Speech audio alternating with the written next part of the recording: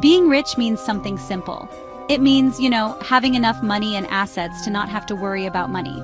It's the freedom to choose what you do with your time. It's the ability to say no to things you don't want to do and yes to things you do.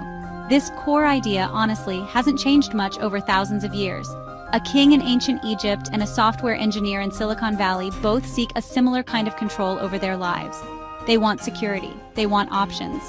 The desire for wealth is, at its heart, a desire for independence and the power to shape your own story without financial constraints holding you back. The methods for achieving this freedom, however, have changed dramatically. The path to wealth is not a single road.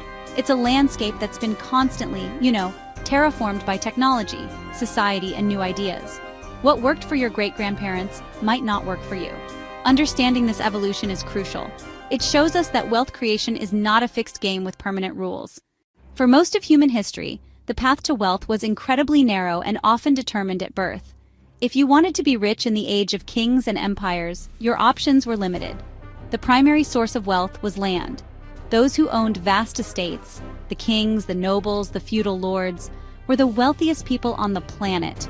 Their riches came from the crops grown by peasants, the livestock raised on their pastures, and the taxes they could collect from everyone living on their territory.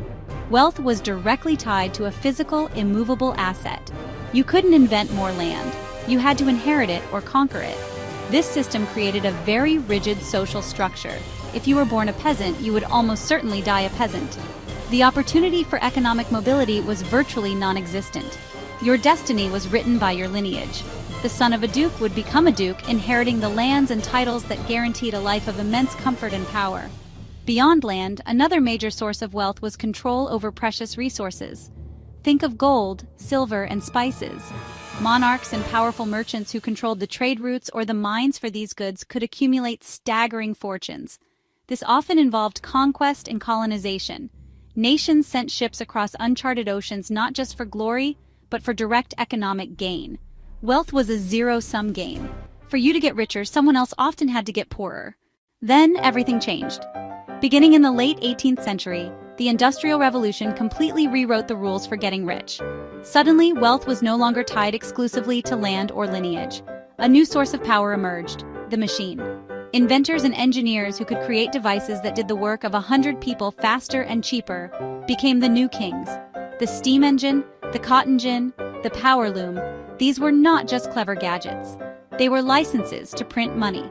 A single good idea, protected by a patent, could create a fortune that rivaled those of the old aristocracy. This was a monumental shift in who could become wealthy. You no longer needed to be born a nobleman. Think of people like James Watt, whose improvements to the steam engine powered factories across the world, or Eli Whitney, whose cotton gin transformed the textile industry. For the first time in history, intellectual property became as valuable as real property. The new center of wealth creation became the factory. Entrepreneurs who might not have invented the machines themselves became rich by building and scaling these new production systems. They gathered capital, hired workers, and organized the complex logistics of turning raw materials into finished goods for a mass market. This created a new class of industrialists and business magnates. Their wealth wasn't measured in acres of farmland, but in the output of their factories, the length of their railway lines, and the number of people they employed. The Industrial Revolution proved that wealth was not a finite pie to be divided up. It could be expanded. A new machine could create more value, more goods, and more wealth than existed before.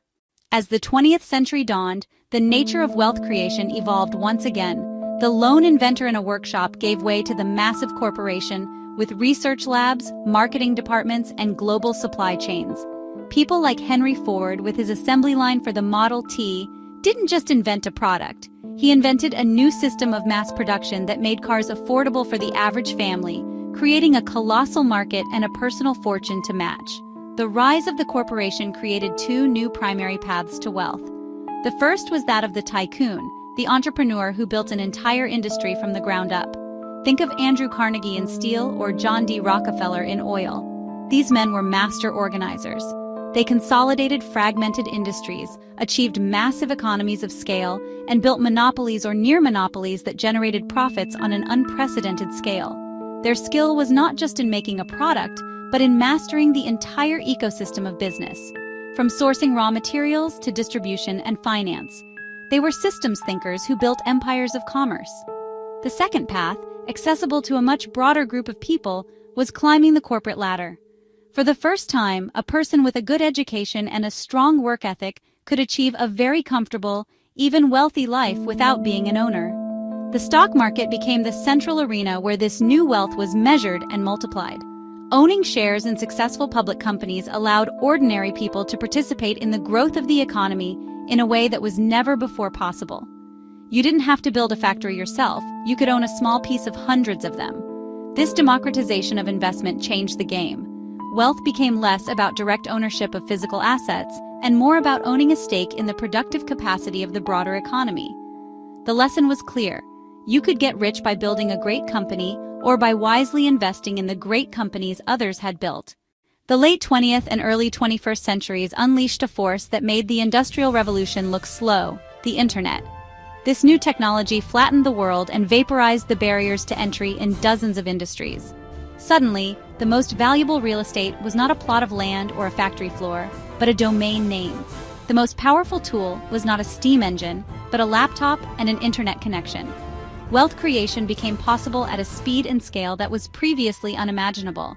A company like Google or Facebook could reach 1 billion users and achieve $1 trillion valuation in less than 2 decades.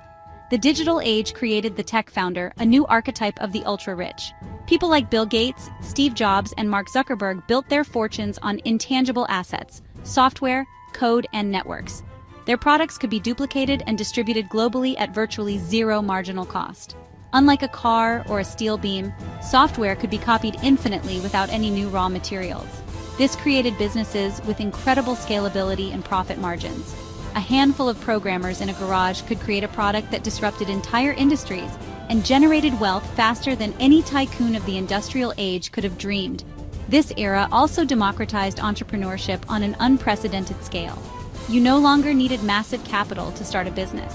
With platforms like Amazon, Shopify, or the App Store, anyone could become a global merchant from their living room.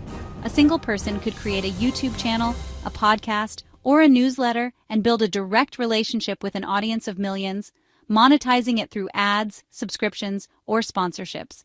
The creator economy turned individuals into media companies. Wealth was no longer solely the domain of corporations. It was accessible to anyone who could capture attention and build a community online. Now we are entering an even newer phase with the rise of digital assets like cryptocurrencies. Bitcoin and other blockchain technologies present a radical idea, a decentralized form of money and ownership that isn't controlled by any government or bank. Fortunes have been made and lost on the volatility of these new assets, and their long-term role is still uncertain. But they represent the latest evolution in our story.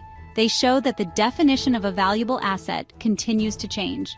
The lesson for today and tomorrow is clear.